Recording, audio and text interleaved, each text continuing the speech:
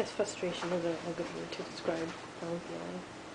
Frustrated with the system coming in when there's never been any concerns about me. Yes, there was, when the children were originally apprehended, there was an issue of me assaulting my son, which is not what happened, and no social worker ever asked me what happened on October 7th, 2004. However, when we finally went to trial, my lawyer asked me to tell what happened that day. It just seems kind of coincidental that the day after I had a visit. My visits went from unsupervised to that point. But my visits went from supervised to unsupervised the next day, once I told them what happened. On that, no social worker or anybody that asked me what happened. And this could have all been for nothing. Even though my husband insists that the children were taken away from me, they weren't taken away from him, they were taken away from me, which is not completely accurate. They were taken away from us as a couple who were married, living together, sharing the same bed, sharing the same house, so they were taken away from us as a couple.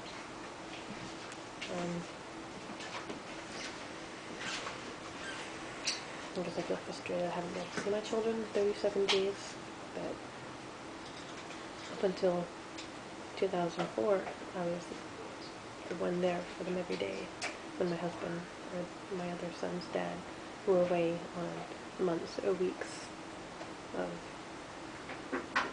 military work. I was the one that was always there for them 24/7, and now all of a sudden, I'm not and they are.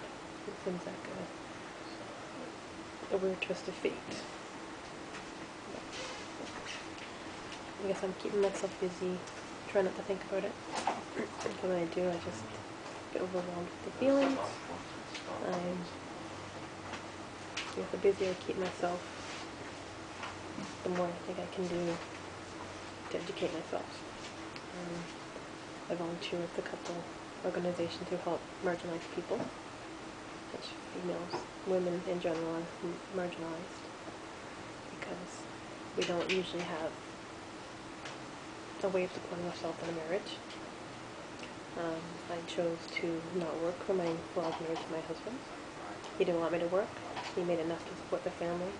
However, that came back and was used against me because I wasn't working at the time. My youngest son at the time was not in preschool or daycare because he wasn't old enough. And I said I would go back to work once he was old enough to go to preschool or kindergarten. I wanted to be home to raise my children because I could. I didn't have to be out working and paying someone to look after my children.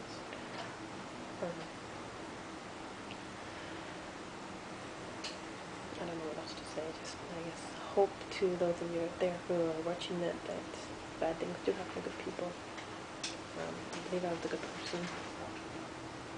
I have friends and family saying that this shouldn't have happened to you, that it's wrong, that you should have the kids and not him.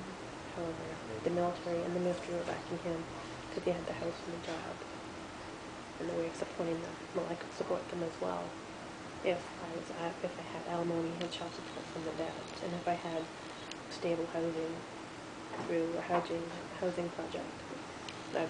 And then I could go out and work part-time or even full-time, like all my children are school age now. I'd be very happy, and I'd be even happy with joint custody. I don't believe one parent should have sole custody over the other. That children are not objects to be played with. That each child has a right to see their parents. Each child has a right to know each parent and have access to that parent. It's not fair to them that they're being restricted from having access to one over the other. I guess that's all for now, and I guess hope to keep your fingers crossed that something good comes of this, because some days I'm trying not to think when's the next time I'm going to see my kids. I'm not going to be able to see them, for the next week, next month, next year. What are they thinking? What are they being told? Do they think it's their fault? Because I keep retelling them it's not their fault. None of it is their fault. Because it's not. It's just the adults playing games. And the judge and the social worker siding with one over the other. and that's not fair.